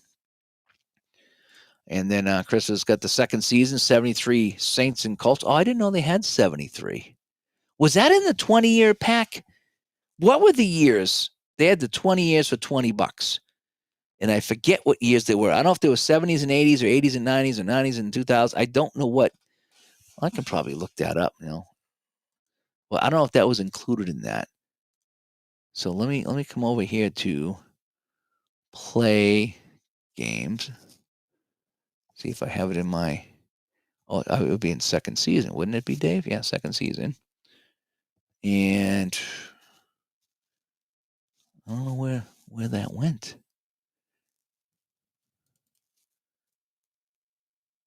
Oh, okay, 2004 to 2023. So that was the 20 years. It was 2004. Yep, and they were the older style too, I think. No, they were the newer style. Some of them the newer style. Okay. Some of the older style, but okay. That the 20 for 20 was the 2004 to 2023. So that's what it was. Okay, I answered my own question. Do I play fast drive football? I have, but I haven't played in a while. But I have the fast action version coming in, so I'm kind of hoping that the fast action version will help me with some of my hangups with that game. It's not a difficult game, but some games, like I say, I just have a hard time clicking with. Just me. Sometimes I'm not a clicker. But I saw the fast action guide version. I really, really liked that. I really did. Tim's got History Maker Baseball on the table and Season Ticket Express Football. Okay. Rob, I had one second season homebrewed teams where the Bears hosted the Oilers. And Houston had 23 yards. The rating looks okay, but yeah. That's a little low. That's a little low. Sean's playing some Action PC Baseball, 1964. Jeff, 68 Red Sox replay with Danny McLean and Bob Gibson pitch games using the he's got 76, 77 Apple hockey and 63 Apple football. I rotate as my mood dictates. Yeah, that's the way to do it. That really is. As your mood dictates, that's what you got to do.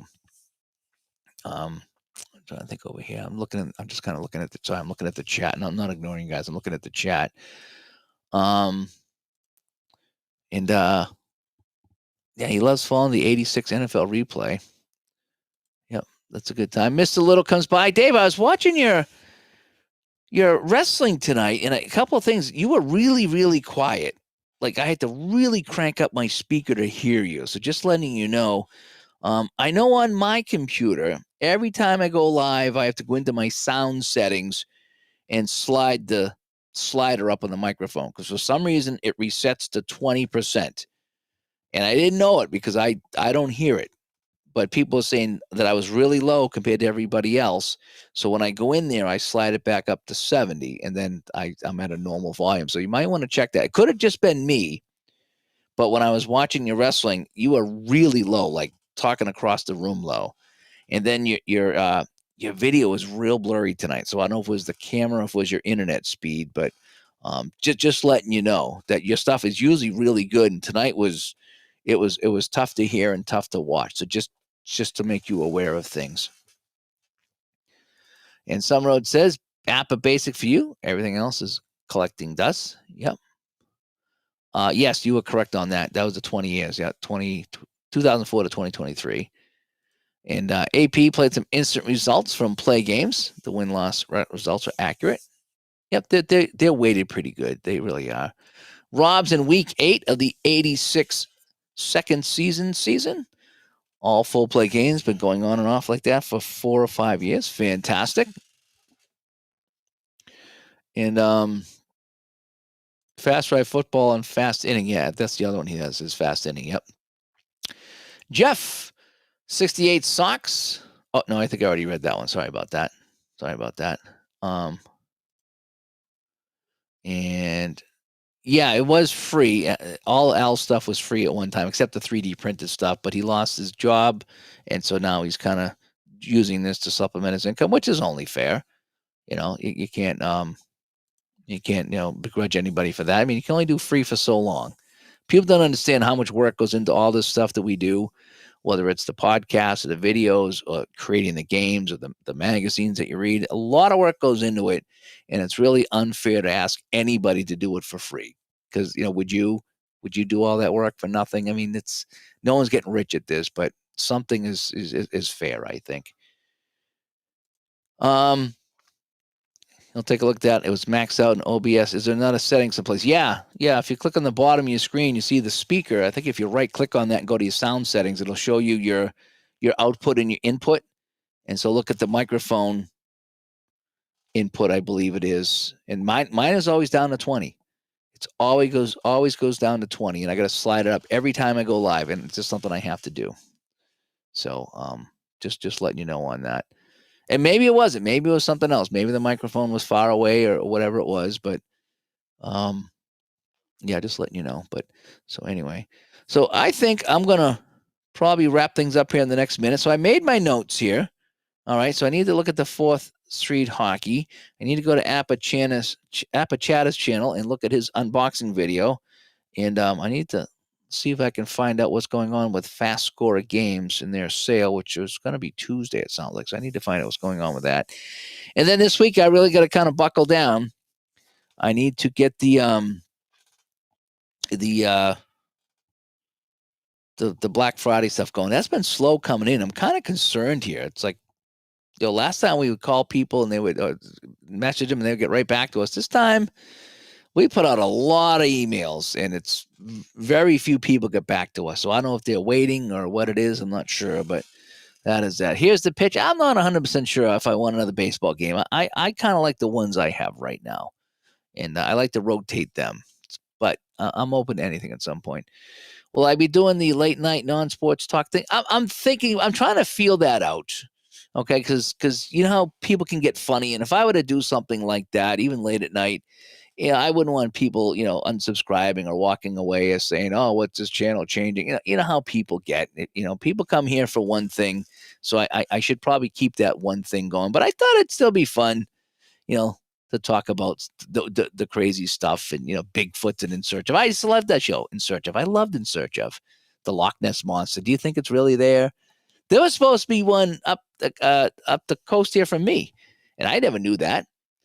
Something on Facebook. It said, "Do you remember about the sea monster up off the coast here?" And I forget the name of the city, but I was like, "Jeebus, that's like 5 miles from me." I said, "I had no idea that they reported sea monsters back in the 16 and 1700s or 1800s, whenever it was." So stuff like that's kind of fun. Yeah, yeah, Raymond. Yeah, no one's gotten back to us, either you or Joe. I mean, very few people, very very few people have gotten back to us. So I don't know what it is. I don't know if they're just not ready or if I have no idea. But last year I just said, "Hey, what do you got for Black Friday?" And they would say, "This is what we're doing." So I'll do one more follow up. I'll go back to last year, what I have, and whoever get back to me, I'll just follow up one more time and say, "Hey, what is the deal here?" The last chance to get it in. So if I have to follow up, I will. One question though, Raymond. Someone brought up the fact. Do you think that shootout hockey is too heavy on the offense? Someone brought that up in an earlier question about shootout hockey, thinking that the offense was a little heavy, especially the power play. I kind of agreed. I kind of feel the power play, you're always scoring on the power play. It's very hard not to score on the power play. And then PJ brought up a pretty good point that, even if you get 2 power play goals in a game, there's probably, 8 power plays you didn't score on. So when you put it that way, yeah, it's not too bad. But yeah, I find it's really easy to score on the power play. But as far as overall offense being too heavy in shootout hockey, I kind of don't think so. I don't think so. Um. Oh yeah, someone sent me something about the McRib today. I don't think I want to get one. Not from McDonald's. I like my ribs, and even when I have my ribs at a good place like the Texas Roadhouse or something, it doesn't always agree with me. So I'm definitely not getting one from McDonald's. So I say. You never know. You never know. Um, and back in the chat as we wrap up here. And it says, David, love your short videos you have in the post. Haven't figured out how to do that. And as long as there's no potential for fighting, yeah, that's what it comes down to. It's just talking fun stuff here. That's what we want to do. Is 86 Monday Night Football, Dallas and St. Louis going on right now. That's fun. It is, unless you have a great. Why did I even put this up there? Why did I put that up there? I need to read before I post. I'm too busy clicking before reading. And yeah, the power plays can be a little bit heavy. Yeah, they can be. And dice rolls favor scoring. Yeah. Do you play the dice in that, Raymond, or do you do the fast action cards? I started with the dice, and then obviously the fast action cards are the way to go as far as making the game fly. But once in a while, I pull out the dice and I try to play it, and it's very different than the cards, the fast action cards, and it takes a lot longer because you have to look at the charts for everything. So, but it's been a while since I've done the dice thing. I think what I do is I start using the dice. I'm like, oh, the heck with this. I pull out the cards. That's what I like to do. AP doesn't think shootout hockey is heavy on the offense. Okay. Yeah, yeah. That McRib will give you some weird results. Yep. That's pretty funny. Oh, let's hope not. So use the fast action cards and Lewis research. Okay. Fun times. Alrighty, folks. Well, I want to thank you for coming by on this Sunday night. hopefully you enjoyed your day of football or hockey or basketball, whatever it is you watch. Hopefully you're having fun on your table or your computer, whatever you're playing, because that's what we do. We try to do this and have some fun.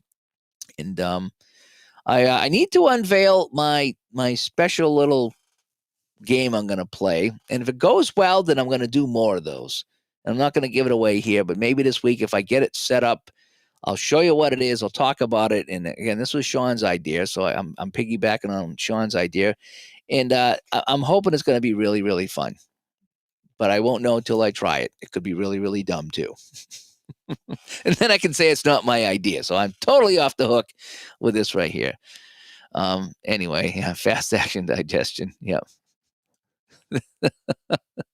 Did you see it? There was I don't even know if I should say this, but I'll say it. Why not? There was a picture of a band. They were practicing in the garage, or they might have been on stage. And these guys were monsters. They were like all 500-pound guys, and they had guitars. One guy's on the drums, and it said what's the name of this band? And they were taking all the names of these famous bands and then replacing it with food references. And it was really funny. It was, I can't think of any of them off the top of my head, but it was, one of them had the McRib. I forget what it was, but it was, you know, everything just was food related, and it was just lighthearted fun. It really was. I can't remember them, but yeah, we got to have some fun with this stuff. People have some fun with this stuff. Anyway, but thanks for coming by, everyone. Hopefully things are well. Thank you, Appa Chatter, and everyone that came by. And I'm hoping to talk to you this week if all goes well, And there you go, Chris. It makes the baby back ribs in the Instapot. The Instapot is great, isn't it? The Instapot and the air fryer are so good. Sometimes I don't even use my oven anymore. I just use them. And then she's got the steamer. I don't think that's the Instapot. She's got something that everything she cooks in there just comes out perfect. It really does. So we like to use those things over here. So, all right, we'll talk to you later. Thanks for coming by, folks. Have a good night, and bye-bye.